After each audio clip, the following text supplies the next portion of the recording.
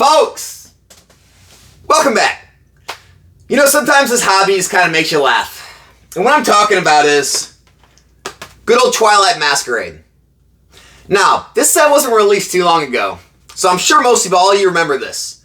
This set was trashed when it was announced.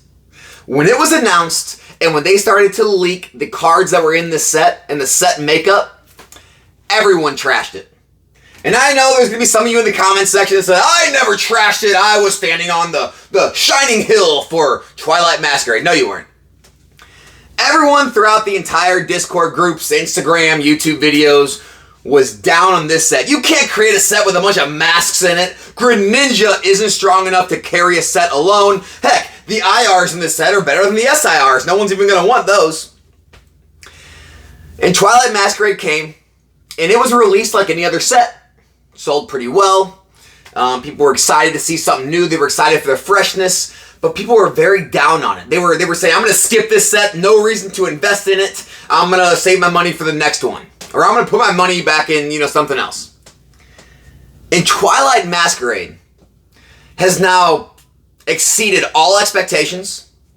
Me, as a pack opener, I can tell you very easily, Twilight Masquerade is the most popular set to be opened still right now in the hobby. And I'm comparing that to the other sets that I offer.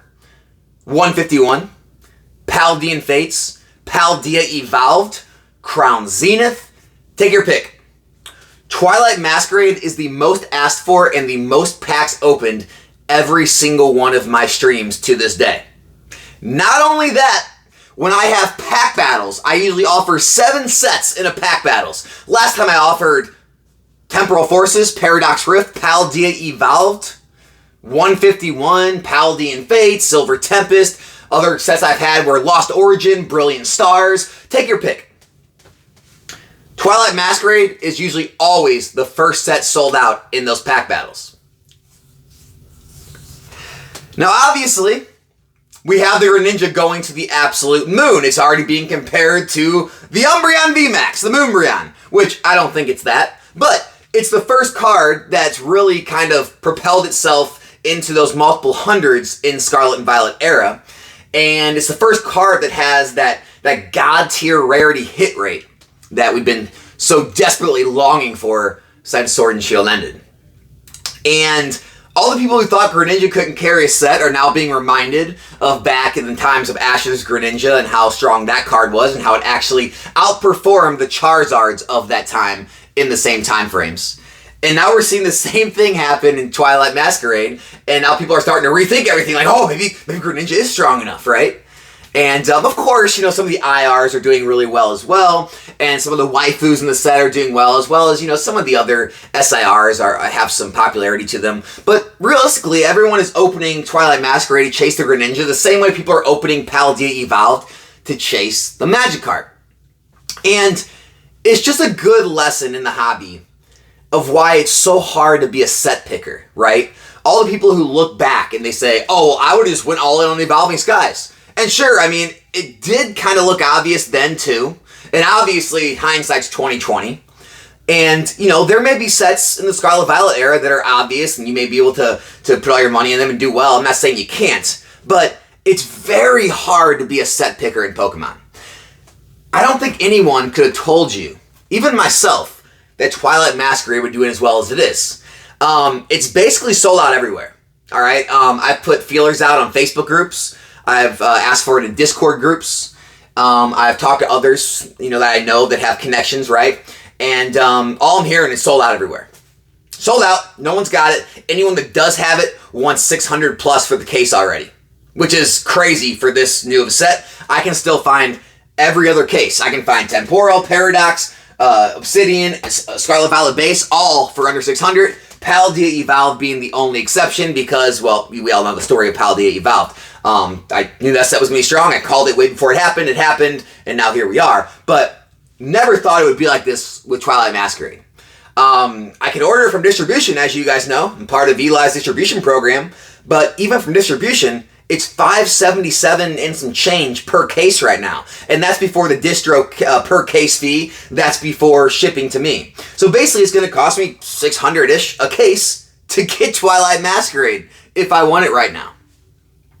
And even the distros I hear are getting short on the product. Some distros are sold out of it, and a lot of the big stores are sold out of it.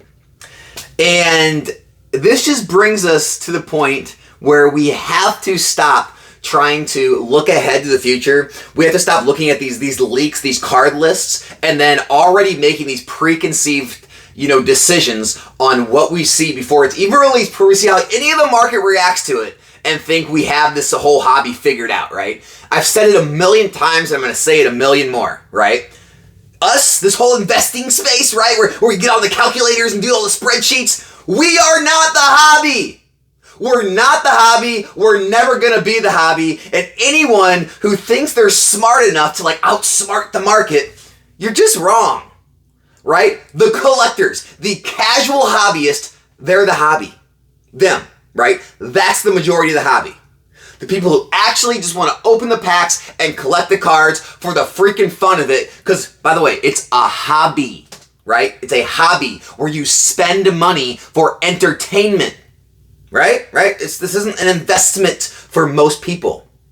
And that's why so many people miss things like Twilight Masquerade when they happen, because they just don't understand it. I don't get it. It doesn't make sense.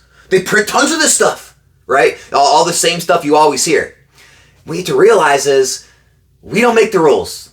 They do. The casuals do, right? The people who just like to open the packs, collect the cards, make the master sets, play the game, trade with their friends, whatever it may be. And no one knows how that's going to be until the set's released, until you start seeing how the community interacts with it.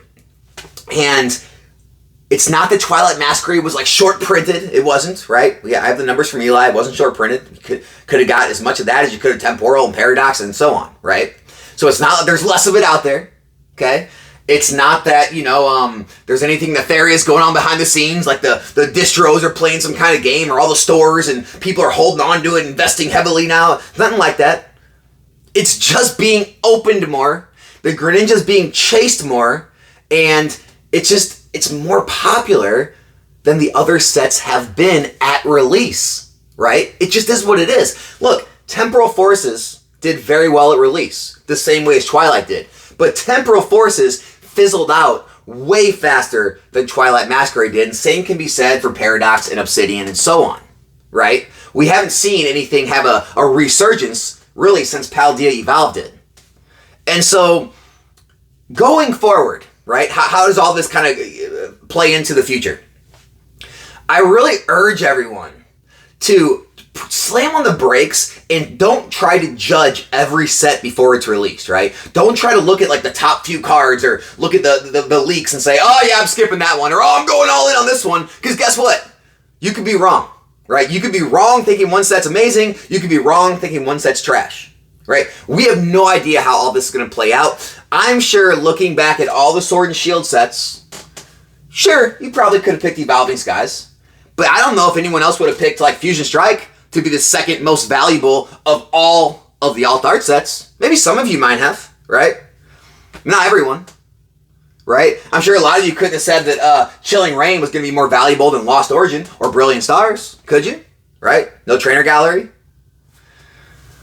So, going forward, guys, just try to listen to the actual market out there and kind of make your plays off what you see them doing, and not get so, I've said this a million times, but I have to, not get so sucked into this investing market space, right? Because you're going to just continue to have a warped view of this hobby if you stay so entrenched in all these investing groups, because a lot of times people get it wrong. A lot of times these hardcore investor types, they get it wrong because they're looking at different sorts of data than the customer is. And the customer doesn't care about all the things that the investors do. But the customers, the ones who are spending their money on entertainment in a hobby, they're the ones that make the rules. And we just play into it. So, hope this video helped. Twilight Masquerade is on an absolute tear. I'm really anxious to see where all this goes. Could we see drops in the Greninja? Absolutely, right? Could it just go into infinity and then hold its price, and if we don't get reprints, yeah, I don't know. There's really no telling where things can go in this hobby. We've seen crazier things happen. I don't know.